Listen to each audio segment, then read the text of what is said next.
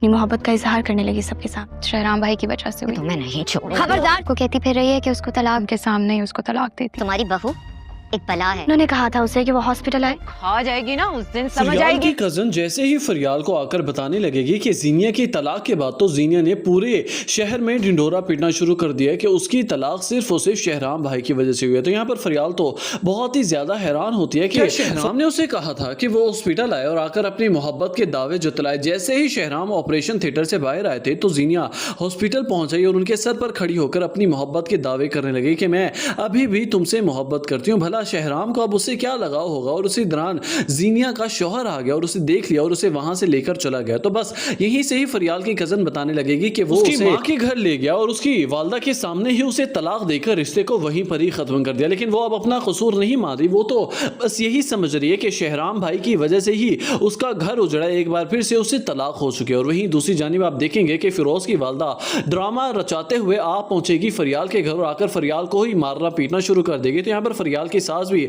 अब उसे डिफेंड करने के लिए खड़ी हो जाएंगी कि अब की बार मैं कुछ भी बर्दाश्त नहीं करूंगी, मेरी बहू को हाथ लगाया तो हाथ तोड़कर रख दूंगी। और यहीं पर ही फिरोज भी आप पहुंचेगा और अपनी मां का ये सारा ड्रामा और चाल देखकर समझ जाएगा।